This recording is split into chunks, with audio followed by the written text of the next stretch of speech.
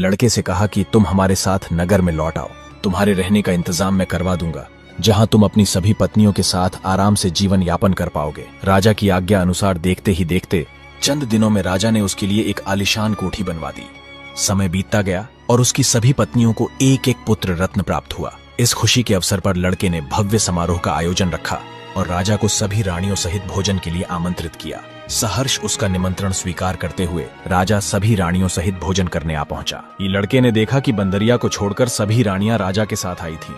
तब लड़के ने राजा से पूछा कि हे राजन, आप अपनी सबसे छोटी रानी को अपने साथ भोजन पर क्यों नहीं लाए? तब राजा ने कहा कि उसको इन सब की समझ नहीं है, इसलिए वो कहीं भी आती जाती नहीं है। इस पर लड़का बार बार उनको लाने की विनती करने लगा। लड़के के बहुत आग्रह करने पर राजा के आदेश से बंदरिया को समारोह में बुलवाया गया। बंदरिया के आते ही लड़के ने दौड़कर उसके पैर छूते हुए उसको प्रणाम किया, क्योंकि वह जानता था कि बंदरिया की उसकी असली माता है। और वहां चल रही पूजा में बंदरिया को सम्मान सहित बिठाया और अपनी सभी पत्नियों से कहा कि रानी माँ का आदर करते हुए एक एक कर अपना बच्चा उनकी गोद में दो और इनके पांव छूकर इनसे आशीर्वाद लो। अपने पति की आज्ञा अनुसार सब ऐसा करने लगी।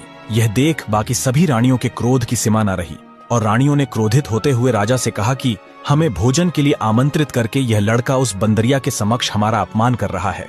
अब हम यहाँ एक क्षण भी नहीं रुकेंगे। ऐसा बोलकर सभी रानियां वहां से जाने लगी। तभी लड़के ने कहा कि यह आपके लिए अवश्य ही एक बंदरिया है, लेकिन मेरे लिए जन्मदायिनी मेरी माता है। राजा ने आश्चर्य से पूछा, ये तुम क्या कह रहे हो?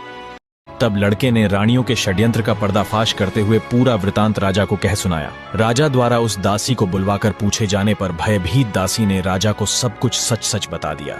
सच्चाई जानकर राजा रानियों पर अत्यधिक क्रोधित हुआ और राजा ने उन सभी रानियों का त्याग कर डाला और अपनी छोटी रानी बंदरिया, पुत्र और समस्त पुत्र वधुओं और अपने सभी पुत्रों के साथ महल में खुशी खुशी रहने लगा और अपने राज्य को चलाने लगा।